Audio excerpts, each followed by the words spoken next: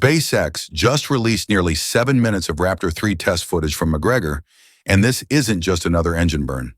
The test simulates a full Starship Phi-3 Ascent profile, pushing the engine through sustained maximum thrust, aggressive gimbal movements, and the exact conditions needed for orbital missions. What makes this different from anything we've seen with V1 or V2? This is validation that Starship is finally ready to reach orbit. Let's dive right in. The footage SpaceX released runs 6 minutes and 40 seconds, showing a complete burn cycle from ignition through sustained firing to clean shutdown. Multiple camera angles capture the engine's behavior. Close-ups reveal combustion stability. Wide shots show the full test stand setup, and external views track exhaust plume characteristics under different conditions. This level of documentation tells us SpaceX isn't just testing an engine anymore. They're validating an entire flight profile. But why does this particular test matter more than the dozens of Raptor burns we've seen before? The answer lies in what SpaceX wrote alongside the video. Validation testing on a Raptor 3 performing a Starship Phi-3 Ascent burn. That single line reveals everything. This wasn't a random test. It was a precise simulation of the most brutal segment of any orbital mission, the ascent phase where every engine operates at absolute maximum thrust while fighting both gravity and atmospheric drag simultaneously. For Super Heavy, all 33 Raptors must fire at full power to punch through the densest atmospheric layers. The ship's sea-level engines face the same demands after stage separation. Later flight phases need fewer engines. Re-entry uses only 3. But those initial minutes climbing out of Earth's gravity well? That's where missions succeed or fail. Here's what makes V3 fundamentally different. Starship V1 and V2 were never designed to reach orbit. They were development platforms, testing vehicles built to validate systems and gather data from suborbital trajectories.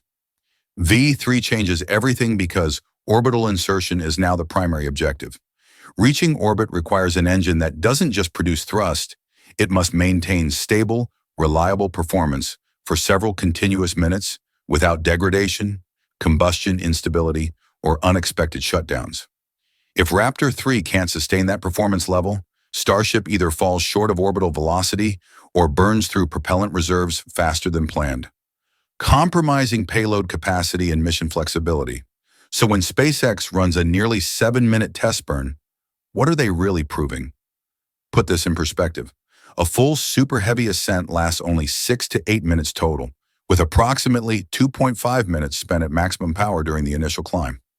Raptor 3 just completed a burn longer than an entire booster flight profile. That's not coincidence. The center engines, which this test focused on, carry the highest workload throughout ascent. They provide core thrust while simultaneously handling navigation duties through their gimbal capability. This is why the test footage shows the engine pivoting repeatedly while firing, tilting through various steering angles while maintaining combustion stability.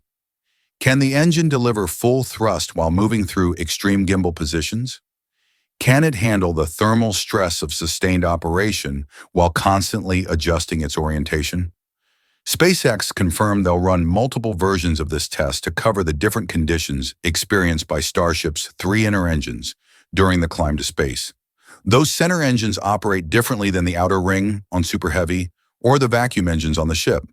They're not just pushing, they're steering, correcting, compensating for winds and shifting loads in real time.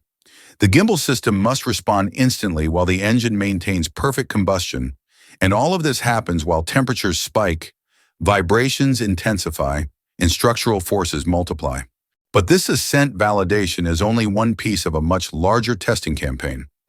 Raptor 3 still faces several critical challenges before flight qualification. The most demanding will be the multiple restart test series. Think about what these engines actually do during a mission. On Super Heavy, the center engines power down after liftoff, restart for the boost back burn, shut down again, then restart a third time for the landing burn. The ship performs additional restarts in orbit for relight demonstrations and later for operational tasks like payload deployment or orbital adjustments. Each start-stop cycle creates thermal shocks, pressure transients, and ignition stresses that can damage components or degrade performance over time. How many restart cycles can Raptor 3 handle before reliability drops? Then there's extreme gimbal stress testing. Real flight conditions push these engines hard, compensating for high-altitude winds, adjusting for propellant slosh, executing rapid trajectory corrections. All of this demands aggressive gimbal movements while maintaining full thrust. Test stands allow SpaceX to drive the gimbal system beyond normal flight limits, deliberately stressing components to find failure modes before they appear during actual missions. These tests reveal whether the engine can survive worst-case scenarios without losing performance or control authority. What's emerging from these tests is a clear picture of how dramatically Starship 3 differs from its predecessors. This version is being built for operational missions, reaching orbit, deploying payloads, executing controlled landings, and potentially refueling in space. Higher thrust alone won't achieve those objectives. The engine must handle long-duration burns, survive the thermal punishment of re-entry phases, manage repeated start-stop cycles, and maintain precise guidance throughout. The McGregor test proves SpaceX is systematically working through each requirement. But what comes after these standalone engine tests? The next major milestone is integrated static fires. That's when we'll see how Raptor 3 behaves when 33 engines fire together on a fully assembled Super Heavy booster. The expected combined thrust exceeds 9,000 tons, which would make it one of the most powerful demonstrations in rocket propulsion history. These tests will reveal how the engines handle thermal buildup when surrounded by 32 other engines, all producing exhaust at over 3,000 degrees. Exhaust interactions between adjacent engines, acoustic vibrations traveling through the structure, pressure waves bouncing between nozzles, all of these effects only appear during integrated testing. Individual engine tests can't replicate the full environment. On the hardware side, progress is accelerating. Ship 39 has completed production and should roll out for testing within the first half of December. After passing cryogenic proof tests, it moves to the production site for engine installation. If the schedule holds, Raptor 3 engines could be installed on S39 by late December, setting up a potential static fire attempt before year's end. Super Heavy Booster 19 is running slightly behind, still in the stacking phase with work likely extending through the end of this month. Early 2025 brings its cryogenic test sequence, and if everything proceeds smoothly, Raptor 3 engines for B-19 might appear by mid-January. A full 33-engine static fire could realistically happen in the latter half of January. Are we really just weeks away from seeing the most powerful rocket booster ever assembled? These timelines might seem distant, but we're already in December. From this point forward, the milestones start arriving rapidly.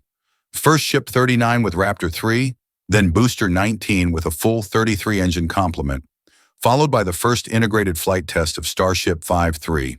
The engine test footage SpaceX just released is only the opening preview of what's coming. The real performance demonstrations, the ones that will redefine what's possible in spaceflight, are now just weeks or months away instead of years. The Raptor 3 test footage isn't just another engine burn video. It's SpaceX showing us they've solved the core challenge that held back V1 and V2 from reaching orbit, sustained reliable performance under maximum stress conditions. The nearly 7-minute burn demonstrates an engine capable of handling complete ascent profiles, aggressive gimbal movements, and the thermal punishment of operational flight. What does this mean for the timeline we're all watching? Ship 39 could receive Raptor 3 engines by late December. Booster 19 might complete its 33-engine installation by mid-January. If both hardware streams converge on schedule, we could witness the first Starship 3 static fire within weeks, followed by an orbital flight attempt in early 2025. This isn't speculation anymore. The hardware exists, the engines are being validated, and SpaceX is moving faster than most people expected. The question isn't whether Starship will reach orbit, it's how soon.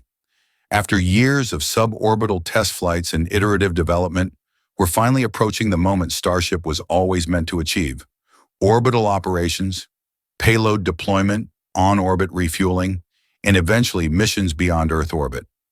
Raptor 3 is the engine that makes all of it possible. If you want to track every milestone as Starship 3 comes together, hit that like button and subscribe to Space Update 24 hours so you don't miss a single development. Drop a comment below with your prediction for when we'll see the first V3 flight test. This is the beginning of Starship's operational era, and it's happening right now.